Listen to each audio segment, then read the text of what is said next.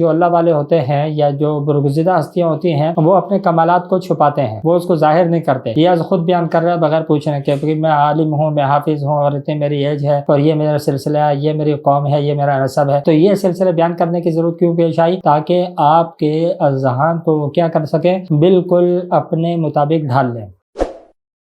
بسم اللہ الرحمن الرحیم۔ چند اہم سوالات جو عاملین سے متعلق یا عاملیات کی فیلڈ سے متعلق بکثرت موصول ہو رہے تھے، آج کی اس نشست میں ہم کوشش کریں گے ان سوالات کو ترتیب وار بیان کر کے ان کے جوابات کو بیان کریں۔ پہلا ایک سوال جو آ رہا تھا، ایک شخص نے سوال کیا ہے کہ ہمارے یہاں کامل صاحب تشریف لائے تھے اور انہوں نے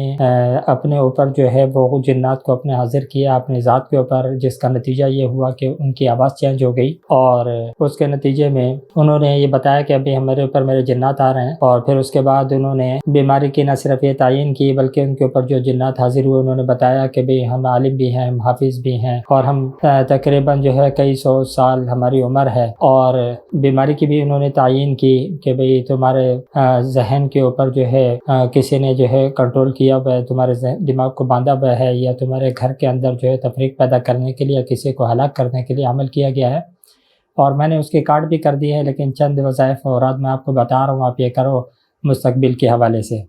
تو اس قسم کا یہ جو عامل ہے اس کا یہ طرز عمل جو اس کا طریقہ کار تھا یہ درست تھا یا نہیں، اور اس قسم سے طریقہ علاج سے علاج ہوتا ہے یا نہیں ہوتا۔ تو یہاں پر چند باتیں عرض کیے دیتا ہوں۔ سب سے پہلی بات تو آپ یہ دیکھیں کہ اللہ تعالیٰ نے انسان کو اشرف المخلوقات بنایا، جو طاقتیں اللہ تعالیٰ نے انسان کو دی ہیں اور انسان کے کلام پڑھنے کے اندر اللہ نے اثر رکھا ہے، وہ جنات کے اندر نہیں رکھا ہوا، ٹھیک ہے۔ اور دوسری چیز یہ ہے کہ جنات جو ہیں ان کی خبر کوئی حتمی اور یقینی ہوتی نہیں ہے، اصولی بات تو یہ ذہن میں رکھ لیجئے گا۔ اور اس کے بعد اب ہم اس چیز کے اوپر آتے ہیں کہ جس آدمی نے یہ کیا کہ بھی اپنے اوپر ان جنات کو حاضر کیا، ظاہر بات ہے اب وہ کون تھا کون نہیں تھا میں تو اس سے واقف نہیں ہوں کہ میں کہوں کہ 100% وہ شعبدہ بازی تھی،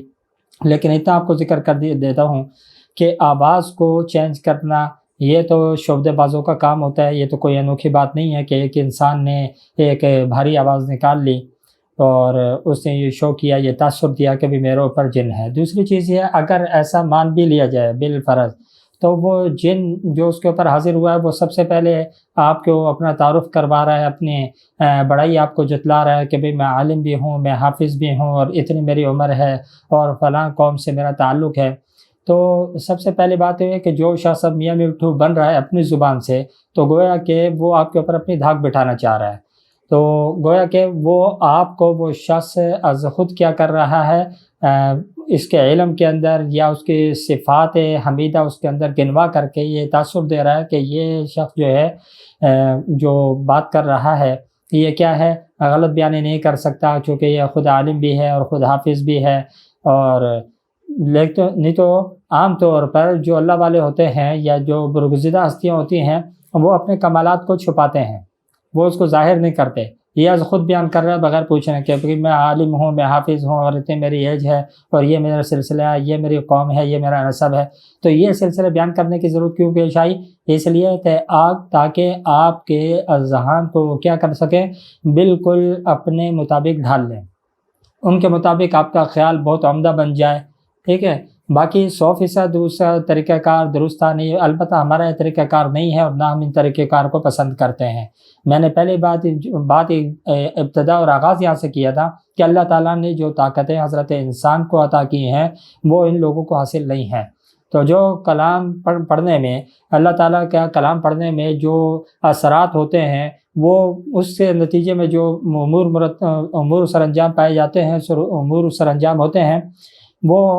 اس کی طاقت ان کے اندر نہیں ہے کہ وہ یہ اقدام کر سکے۔ تو جو اگر عامل ہے تو پھر اسے چاہیے کہ وہ اپنی پڑھائی کے ذریعے سے خود ان چیزوں کو کرے۔ دوسری چیز ہے کہ وہ کہہ رہا ہے کہ بھی میں نے پھر جو ہے اس چیز کو کاٹ دیا، جب کاٹ دیا تو پھر آپ کو کس چیز کی پڑھائی بتا رہے ہو، ٹھیک ہے۔ میں نے مان لیا ٹھیک ہے بہت زورہ پر وہ موکل ہوگا، اس سے کاٹ دیا، پھر اس کے بعد وہ کہہ رہا ہے کہ بھی ہم آپ کی پڑھائی بتا رہے ہیں، یہ آپ کنٹینیو کرتے رہیں، ٹھیک ہے۔ اب اس طریقے کے کیسوں کے اندر عام طور پہ ہوتا کیوں ہے؟ ہوتا یہ عام طور پہ جیسے وہ جب حاضر ہوتے ہیں تو ظاہر بات ہے کسی نہ کسی تعلق واسطے کے ساتھ وہ پہنچتے ہیں، کچھ وہ آپ کی باتوں سے نتیجہ اخذ کرتے ہیں، ٹھیک ہے۔ پھر وہ بڑے شاطر قسم کے لوگ ہوتے ہیں جو یہ 2 نمبریاں کر رہے ہوتے ہیں، تو وہ اسی سے آپ کے ذہن کے اندر کیا چل رہا ہے اس کے حساب سے ہی وہ کہانی کڑ کر کے اس وقت وہ باتیں کر لیتے ہیں۔ تو یہ طریقہ کار بھی ہو سکتا ہے۔ اب یہاں پہ یہ طریقہ تھا نہیں تھا، اس حوالے سے میں کچھ کہنے سے قاصر ہوں، کیونکہ نہ آپ نے میرے کو اس کا عامل کا نام کوٹ کیا ہے اور نہ ہی اس کا بارے میں میرے کو شناخت کے حوالے سے کوئی آپ نے وضاحت دی ہے، کوئی اندازہ کہ میں اس تک پہنچ سکوں اور بیان کر سکوں کہ بھئی وہ کس کیٹیگری سے تعلق رکھتا ہے۔ اسی طریقے سے ایک دوسرا سوال عاملین سے متعلق اور کیا گیا ہے کہ وہ یہ کہ بہت سے لوگوں کو ہم یہ دیکھتے ہیں کہ وہ ظاہراً شرع کے تابع ان کی زندگی نہیں ہوتی، شرع کے برخلاف ان کی زندگی چل رہی ہوتی ہے۔ بہت سارے تو ایسے ہوتے ہیں کہ جن کی داڑیاں بھی مکمل نہیں ہوتی، اور بہت سے ایسے ہوتے ہیں کہ وہ ٹوپیاں بھی نہیں پہنتے لیکن اس کے باوجود وہ عمل کرتے ہیں۔ تو ایسے لوگ جو ہیں ان کے عمل ان کے پاس جانا چاہیے یا نہیں جانا چاہیے، اور ان کا عامل ہونا یہ ماننا چاہیے یا نہیں ماننا چاہیے۔ تو میں اکثر ایک جملہ کہا کرتا ہوں، عملیات دیکھیں 2 چیزیں اس کے اندر، ایک ہوتا ہے کہ یہ علم جو اپنے کسب کے ذریعے سے حاصل کیا جائے۔ 2 طریقے کے لوگ عامل ہوتے ہیں، ایک وہ جسے بابی ہو، یعنی ولایت کے ایسے مقام کے اوپر پہنچ جائے کہ وہ بسم اللہ پڑھ کے بھی کسی کے اوپر نظر کر دے تو وہ بھی بھسم ہو جائے، ٹھیک ہے نا۔ اللہ تعالیٰ کی طرف سے اس کو علم حاصل ہو کہ جب کوئی اپنا مسئلہ لے کر کے آئے تو وہ کچھ بھی پڑھ کے اس کے اوپر پھونک دے تو مسائل اس کے حل ہو جائیں، تو یہ تو ہے ولایت کے ساتھ اس کا تعلق ہے۔ دوسرے نمبر پہ اس کا تعلق کسب کے ساتھ ہے، اپنی محنت کے ساتھ۔ جو لوگ محنت کرتے ہیں تو یہ تو کوئی عجیب بات نہیں ہے۔ آپ نے تو مسلمانوں کا ذکر کیا کہ جو بے شرع ہے لیکن ہے تو مسلمان۔ اب آپ دیکھیں کہ بھئی اسی قسم کے بہت سے لوگ ہوتے ہیں جو کہ دائرہ اسلام سے خارج ہوتے ہیں لیکن وہ بھی عمل کر رہے ہوتے ہیں، تو اس کا تعلق جو کسب کے ساتھ ہے نا، ولایت کے ساتھ تو ہے ہی نہیں۔ تو میں اکثر کہا کرتا ہوں اگر ایک انسان ولی ہو اور پھر اس کے بعد وہ عامل ہو تو یہ تو 100 پر 100 آگے والی بات ہے۔ عام طور پر یہ جو عملیات ہیں جو آج کل لوگ عامل بنے ہوئے ہیں یہ کسب کر کے بنے ہوئے، اس کا ولایت کے ساتھ کوئی تعلق نہیں۔ یہی وجہ میں کہتا ہوں کہ بھی ان کی خواہ مخواہ کی عزت کرنا جیسے ایک بزرگ کی جاتی ہے، یہ بزرگی کی توہین ہے، بزرگوں کی توہین ہے۔ ان کے اندر بزرگی وغیرہ کچھ بھی نہیں ہے، صرف کسب کر کے ایک فن انہوں نے حاصل کیا ہوا ہے، اسی کے ذریعے سے کیا کرتے ہیں آپ کے مسائل کو اپنے علم کی روشنی کے اندر حل کر رہے ہوتے ہیں۔ اس کے اندر نہ کوئی کرامت ہے ان کی، نہ کوئی ولایت ہے ان کی، یہ کسب ہے۔ اور کسب وہ باشرع آدمی بھی کر سکتا ہے اور بے شرع بھی کر سکتا ہے، لیکن بہتر یہی ہے کہ جس وقت آپ عامل کا انتخاب کریں تو باشرع کا، دیندار کا، عالم کا، اس کے اوپر میں ایک مفصل جو ہے نشست کر چکا ہوں کہ کون سی صفات کا عامل ہونا چاہیے جس کے پاس انسان جائے، باشرع ہو، عالم ہو۔ عالم کا میں اس لیے کہا کرتا ہوں کہ اگر وہ عالم نہیں ہے تو جو آپ مسئلہ اس کے پاس لے کر کے جا رہے ہیں وہ جائز ہے، ناجائز ہے، اس کو کرنا چاہیے، نہیں کرنا چاہیے، یہ چیزیں وہ دیکھ کر کے وہ اس مسئلے کو کیا کرے گا، حل کرے گا۔ اگر کرنے والا ہوگا تو آپ کو بتائے گا کہ بھی اس طریقے سے اس مسئلے کو آپ حل کریں، اس طریقے سے یہ پڑھائی کریں، اور اگر نہیں کرنے والا تو آپ کو بتا دے گا شرع شرع جو ہے یہ کرنا درست نہیں ہے۔ تو جب وہ بتا دے گا تو آپ کو بھی شریعت کی آپ بھی اتباع کرنے والے ہیں، جب بتائے گا کہ یہ حرام ہے، درست نہیں ہے، تو آپ بھی اس سے پیچھے ہٹ جائیں گے۔ تو غیر شرع آدمی جو شریعت کے مکلف